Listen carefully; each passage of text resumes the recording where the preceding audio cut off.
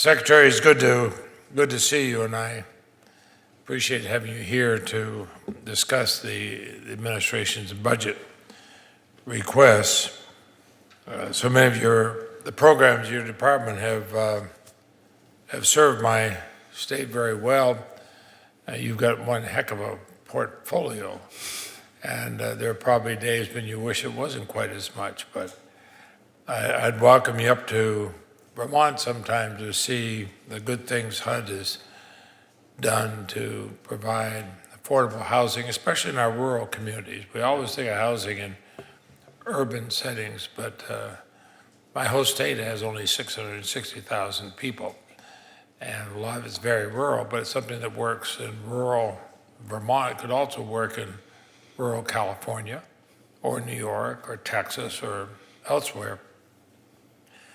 Now, I know others have asked you about the department's proposal to cut the budgets of the 811 and 202 programs in the home program.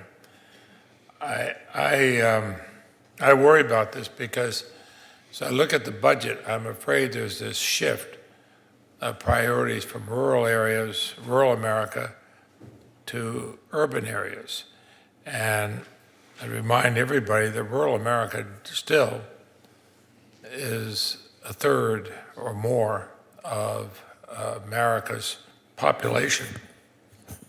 Fortunately, back at the time of Franklin Roosevelt, they were concerned about rural America, and we had rural electrification, a number of other programs that made an enormous difference in society. I know it did with my grandparents in Vermont and others. But Vermont and other rural states have relied on these programs to build affordable housing for low-income, elderly, and disabled residents. So if Congress agrees with your budget proposals, how are you going to deal with the problems of rural America? Senator, thank you for the question. I look forward to visiting you in Vermont. It's probably shouldn't say this in a Senate hearing, but one of my favorite states. Spent a lot of time there. Mine too. Growing up. And just a beautiful, beautiful place. So let me say a couple things about this. First of all, we had to make some very difficult choices in the budget this year, given the broader outlines of the federal budget deficit. And we made a fundamental choice to focus on existing households that we serve and ensuring that we were fully funding our major rental assistance programs. That required capital cuts in a number of different areas. Just to be clear, those rental assistance programs are critical in rural areas of the country as well, and we'd be happy to get you more detail on how they support rural areas. I would also say that today, the single most important way that we fund housing for the elderly and disabled in rural areas and other areas is through the tax credit program. 8 times more senior housing is developed through tax credits than through 202 and 202, and over 10 times more for people with disabilities. And but I still come back to my basic point. I worry about the way this is set up, that we're seeing a shift from rural to urban. And that's what I'm going to be most concerned about, because there is no way I could support an appropriation that did that. And I believe that that is in fact not the case. 202 and 811 is equally available in a range of areas. But let me point to a few things that I think are particularly targeted to rural areas in the 2011 budget proposal. First of all, we will for the first time ever be establishing a program specifically targeted to rural homelessness in 2011. That has never been done before. We have, because of the work of this committee, in our 2010 budget, we will be making sustainable communities funding available for the first time with a specific 25% set aside for smaller communities.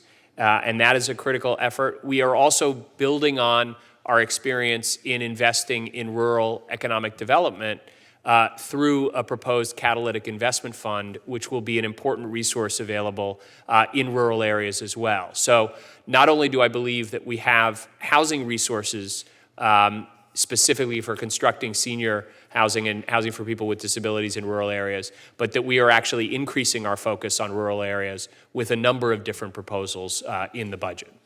Well, thank you. And also, I look at some of the different things you've done over, the administration's done, Congress has supported to promote home ownership.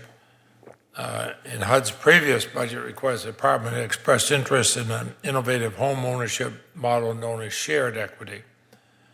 It's typically run by nonprofits. They promote home ownership among low and middle income families by providing down payment assistance. The affordability of the home is retained when the buyer eventually sells the home. The nonprofit recoups what they put for the down payment and also a part of the appreciation. They also usually have the right of first refusal to buy the property. If Congress included funding for a pilot program to increase shared equity programs, is that something your department would support? We certainly not only believe in shared equity models, but there are a number of ways that we've begun to support those. What I would suggest is that we'd love to sit down with your staff and explain what we're already doing around shared equity and see if there's a way we could get to a pilot of the kind that you're talking about, even under existing authority, and then be able to figure out what additional authority might be needed to achieve what you're... Thank you. We'll have, whenever you'd like, we'll make sure we have our folks ready. And in your prepared remarks, which was read earlier, you spoke about the housing market. You noted that a lot has been done by the administration to right the ship, and I'm pleased that many Americans have been helped by the Making Home Affordable program. I think we all know the societal value of home ownership and community value and everything else, say nothing about the economic well-being of the country. I'm concerned about some who slipped through the crack. One of the concerns I hear most often on housing when I'm home in Vermont is that some of the lenders in the program aren't abiding by the rules. Homeowners have been having a hard time getting straight answers, and it is frustrating because I'll hear questions, whether walking down the street or at the grocery store or wherever, and they say, we can't get a straight answer. Is your department and Treasury looking at this issue, whether this is happening in states? Because it's to all our benefit if people can be homeowners, but they're going to have to be able to get the answers they need. Yep. There's no question that particularly in the early months of the program, servicers, there were significant problems with servicers. There continue to be significant problems in some cases. We have both